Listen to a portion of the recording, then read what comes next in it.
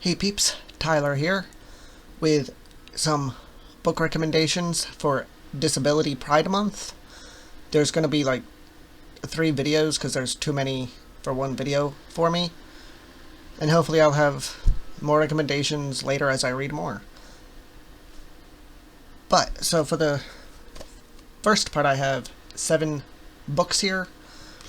And I will be reading some of my old reviews. So the first book I have here is A Secret Life by Greg Ryan. Because yes, July is Disability Pride Month.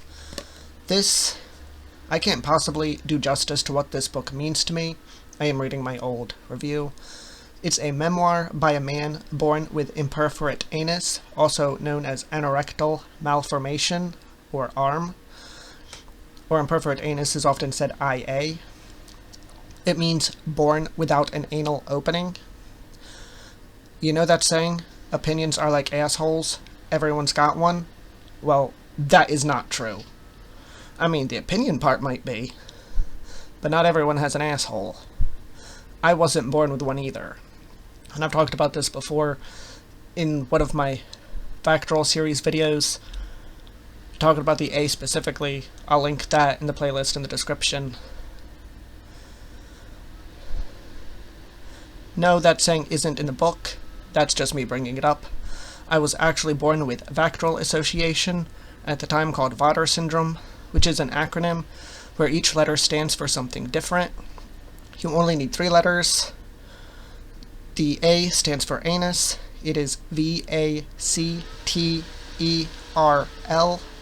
Sometimes there's an S at the end for like single umbilical artery or something.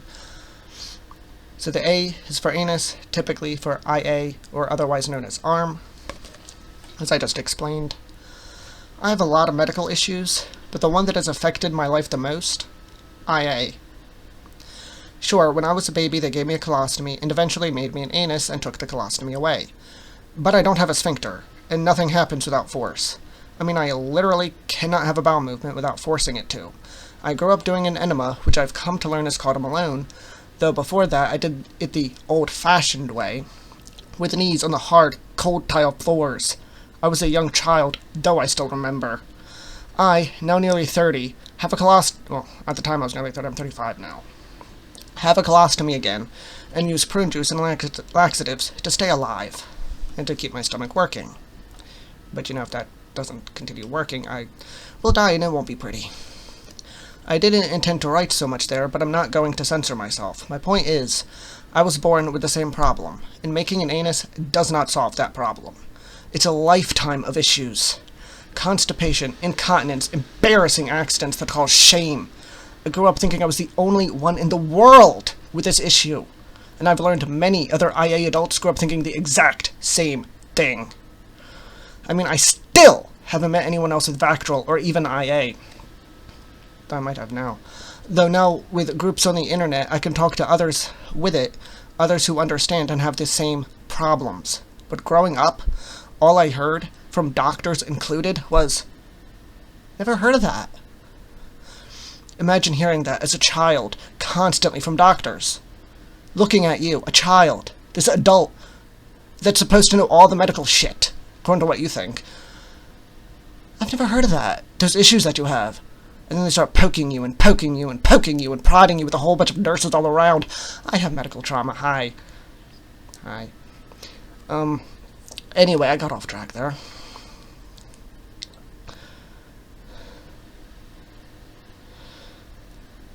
And looked at like I got 3 heads. And treated like a sideshow freak. Surgeries, which I need more of. I have another large hernia from the ostomy, which I have my 3rd hernia now. I just have to live with it. I got this hernia after my 2nd or 3rd hernia repair surgery that I've had. Before I even finished recovering. I got another one. Before I could even recover from the fucking surgery. Anyway. And I'm still gonna need more surgeries because of that and other things as well. There's always another thing in my life. This book specifically details one man's struggles growing up with IA and its associated issues, Trigger warning for self-harm and depression. I have been there too. I related to a lot of it. Obviously, we are different people and have had different lives, but have both grown up with IA. There were plenty of instances of Me Too that hit me in the heart and had me crying. I need to fix that. Because it said I was a woman. My egg hadn't cracked yet when I wrote that review. Anyway, but I mentioned I'm in the New Jersey of the US, and this man my father's age, literally less than a month apart, in Australia, and we've had some of the same feelings and issues because of this. Growing up, I thought it was just me. Now I know I'm 1 in 5,000, which seems rare. I mean, 1 in 5,000, that's way less than 1%. I don't know the math, but I know 1 in 100 is 1%, so. But IA doesn't care what race or sex you are or where in the world, and there are billions of people. Do the math, that's thousands of people with IA. I've done the math at one point. It was over 100,000 in the world. And thanks to the internet, I can finally connect with others who understand.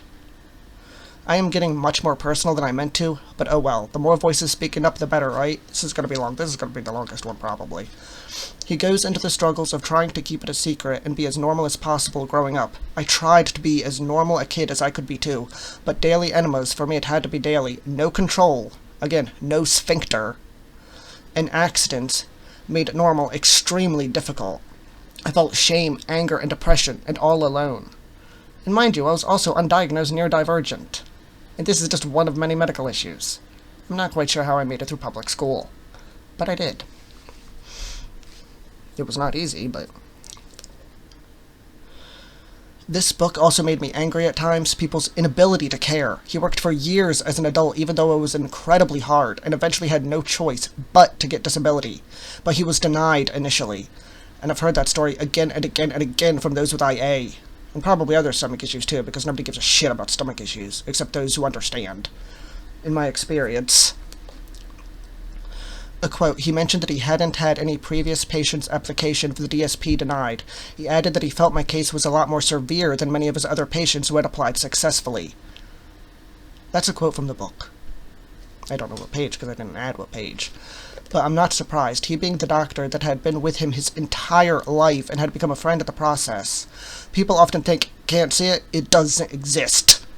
Or, don't understand, don't care, screw you, as if a disability must be stamped upon your forehead or it doesn't exist. Invisible disabilities exist, and many of them. IA is one, and one as rare and unheard of as IA. Well, of course it doesn't exist, or it can't be that bad. Seriously? Just try harder? It doesn't work that way. Or it doesn't work that way, Shannon. I don't know who Shannon was, I'm pretty sure that was a random name. I literally don't have a sphincter, and my intestines are basically paralyzed.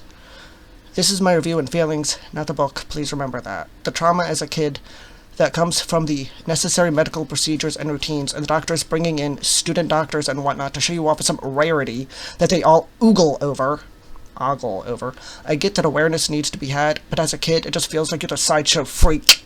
And of course not money bother to think of the mental and emotional effect it all has on the child. And then no one thinks of care as an adult, though the issues never go away.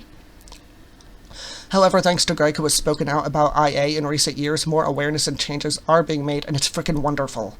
On one hand, it makes me wish I was younger, but I'm still actually, no, it doesn't, because of a whole other reason. And changes are being... I already read that. But I'm still glad that kids growing up with it today, and not yet born, will have a better time in the world as more awareness and conversations with IA adults that have been there and live it are had.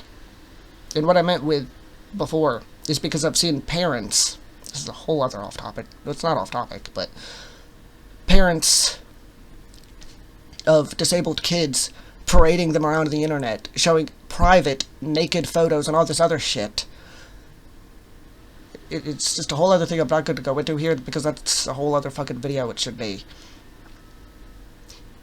But that makes me glad that I grew up before social media. Even though in other ways I wish I hadn't, because of the whole thing I said before, where I felt all alone, so like there's pros and cons to both. Pros and cons to being old, and pros and cons to being young. But at least there's more awareness. But please, think of your child before you parade their private pictures on the fucking internet and private medical information. Yes, parents deserve help. I'm not saying they don't. They deserve help and understanding and all that. But there's a whole other... Oh my lord. I don't even know how to put it into without like figuring it out before a video, so. It is ultimately uplifting and an important conversation. If you have IA, are a doctor, have a loved one with IA, or are a parent with an IA child, please read this book.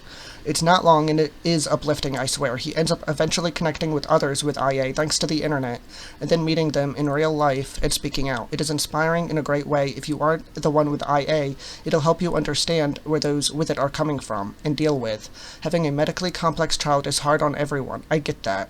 So often, though, people fail to think of how the child is feeling or what they are really going through, and even if they try, it's hard to understand what one isn't going through themselves.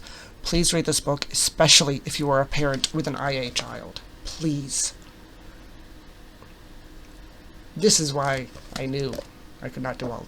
I have like 21 books, but there's only going to be 7 in this video. So that is that first one. I also want to mention, yes, because I literally just read it, and you could also find it anyway if I hadn't, my reviews on Goodreads. I also want to mention, because I had mentioned earlier my egg hadn't cracked yet, he had asked me for a blurb, so I have a blurb on the book, and it's in my dead name. So if you see that, now that I just mentioned it and you could have found it anyway, it's like, if you look at that and look at my review, I'm like, that's a part of your review. But this is, yes, that's my dead name. So, as long as you don't use it against me, it is what it is. So moving on finally into The Drowning Deep by Mira. I gave A Secret Life, I'm sure I gave that 5 stars. I gave this 3.75. I really did enjoy this book overall, and I'm glad I read it. For a while though, I thought it was going to be a new favorite, and not quite, but I still enjoyed reading it. I fell in love with many of the characters, and some that I hated. It was a love-to-hate-you thing, particularly with 2 of the characters, a married couple that hunt animals for sport and take a lot of joy in killing things. For in my honest opinion, no good reason. Don't get me wrong, I understand for food and self-defense, but for sport, I don't get it, and I don't want to. However, they were recruited for the ship to find mermaids after what happened to that, whatever that ship's name is. Because they are such good killers, and in order to keep people alive on this mission that is necessary, even though I hated both of them, I thought they were cute together. I even sort of liked Mickey by the end. I apologize if that's not how you say that name. For other reasons. But then I fell in love with other characters, Heather, Holly, and Haley. That sounds very confusing. Heather and Holly, I believe, being twin sisters, and Haley their oldest sister. Though I did often have to stop and figure out who was who, because their names are so similar. Anyway, I also loved Olivia and Tori. I loved how all the characters were flawed, different, and had their reasons, that even if I didn't agree with them, I could understand them. I also loved the diversity and how that was all handled. The twin sisters, Heather and Holly, are deaf and use ASL. Tori is bisexual, and I loved the rep in there. It's said on the page and how it's handled. Olivia is autistic, and while her sexuality isn't stated, does say she's only into girls. Mr. Blackwell has pain in his leg from something that had happened before and has trouble walking. The plot pacing, I could see how it's slow, but I ate it up. It's filled with getting to know the characters or talking about the environment and stuff. I loved it so much. My main issue was the ending. It felt like it was building up to something big the entire book, and then it just fell flat to me. The ending didn't seem to me to fit the rest of the book. It lacked a punch, and seemed to be too scared to go there, in a sense. It's an adult fantasy novel, though I don't see any reason why teens can't read it. I think it's just adult because the characters are adults. But felt in several aspects like it's written for teens, which didn't bother me at all until the ending. That was like, that's it? Instead of making more of an impact and sending a stronger message, in my opinion. I have much more in my review. I'm not going to read the whole thing. But yeah, that's what I thought about this book. Now, I've since heard that apparently it was supposed to be a sequel, and that explains the ending, or there was supposed to be a sequel, which explains the ending. But I'm like, I honestly don't think it should have been a sequel. I think it should have been a standalone. But then it is a standalone because not enough people read it, apparently, to get the sequel made. That's last I heard. It's been a while. But I still recommend reading it. Most people I've seen, not everybody, some people have agreed with me on the ending, but I've seen most people don't seem to be bothered by the ending. A lot of people love it. But even despite the ending, I still love the rest of it so damn much that I didn't really care too much. And then there's Unbroken, 13 stories starring disabled teens. I had an initial review before reading it. I only read the dedication and I'm already crying. It says, "To every disabled reader, dreamer, storyteller, we can be heroes. This one's for us. I have been disabled my entire life.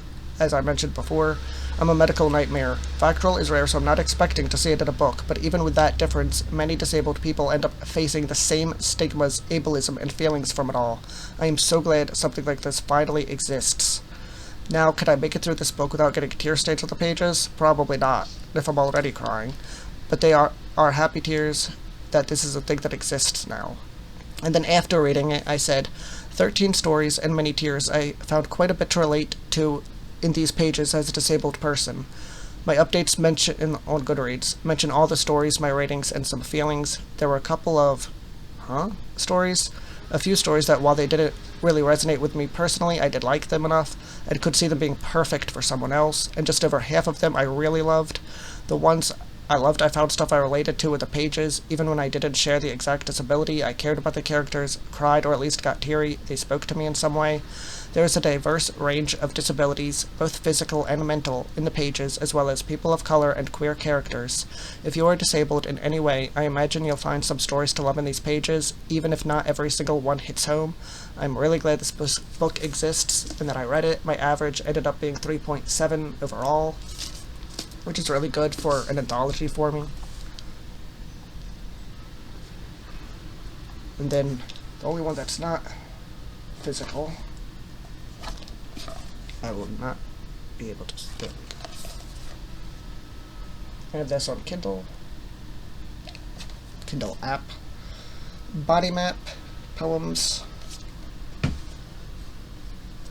It is a poetry about being a queer, disabled femme of color. It's raw, emotional, heartbreaking, thought-provoking, beautiful. I related to some of it, being queer and disabled myself. I am not femme, though I am AFAB, or a person of color. What I couldn't relate to still moved me to tears. I don't have words for how amazing this book of poetry is. Poetry for me seems to be either hit or miss, and this was one hell of a hit. I don't remember too much about it now because I read it over 3 years ago, but I do remember that I loved it. Gave it 5 full stars.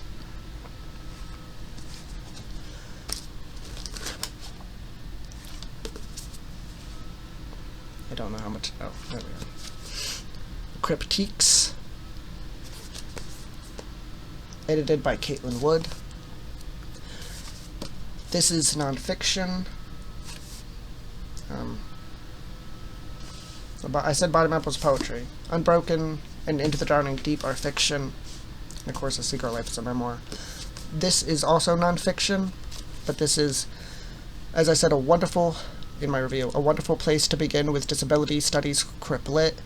There were a couple instances where I didn't agree with something as a disabled person myself, and then I put in parentheses, isn't it wonderful how we aren't a monolith? But overall, I loved it. There is so much to love in these pages, but as it says, it's just a starting point, because it does mention that somewhere. It's a great place to start with. It talks about being queer and disabled, a person of color and disabled, physical and mental disabilities, and it has plenty of recommendations for further reading as well. I related, I learned, I cried, it made me stop and think. I gave it a 4.25 back in November of 2020. Because it says, Criptiques is a groundbreaking collection of essays by disabled authors examining the often overlooked, provocative sides of disability, exploring themes of gender, sexuality, disability, crip culture, identity, ableism, and much more. This important anthology provides much-needed space for thought-provoking discourse from a highly diverse group of writers. Criptiques takes a cue from the disability rights slogan, "Nothing about us without us," illuminating disability experiences from those with first-hand knowledge. Criptiques is for people invested in crip culture, the ones just discovering it, and those completely unfamiliar with the term.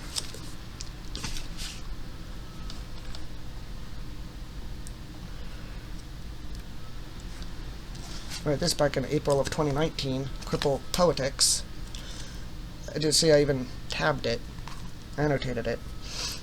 Beautiful, emotional, touching, engaging, all words I describe this poetry book with. It's a love story between two disabled people. It explores disability culture, activism, disability rights, history, disabled bodies.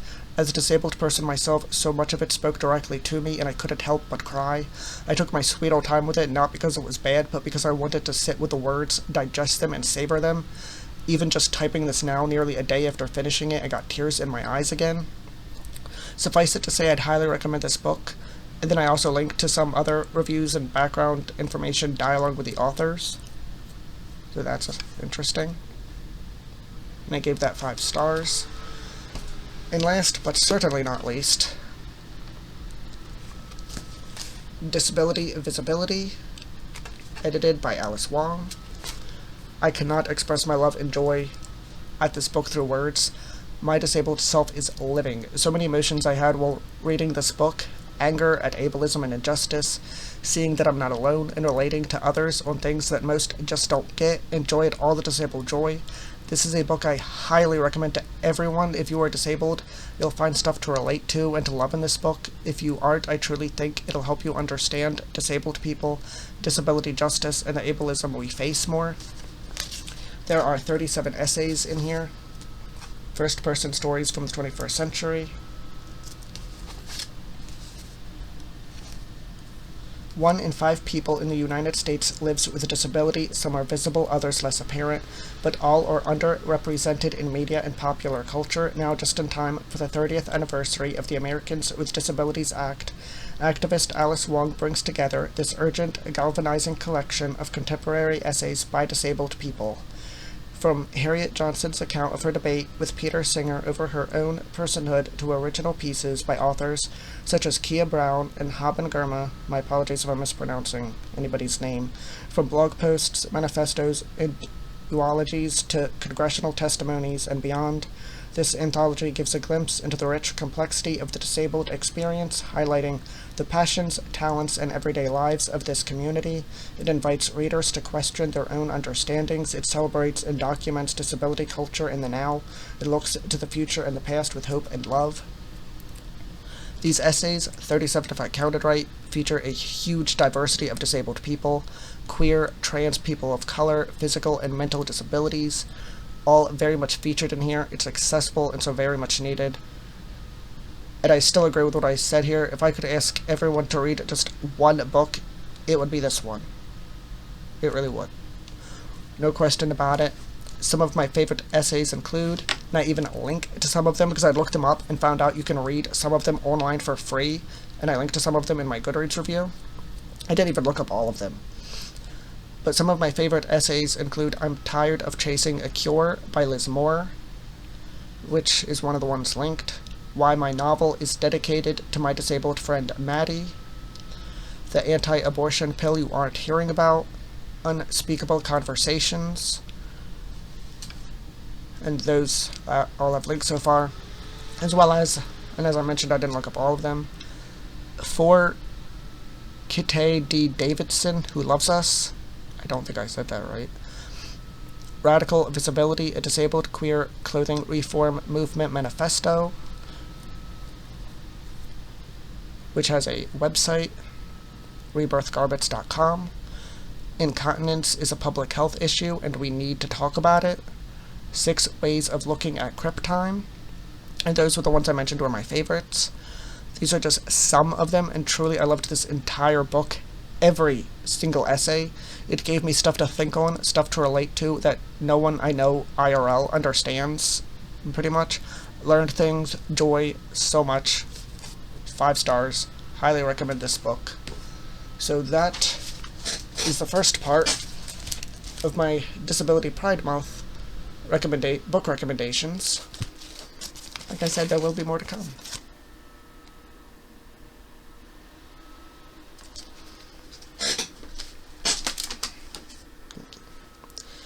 So, have you read any of these? What books have you read on disability? That's a mixture of fiction and nonfiction, so it doesn't matter what the genre or anything.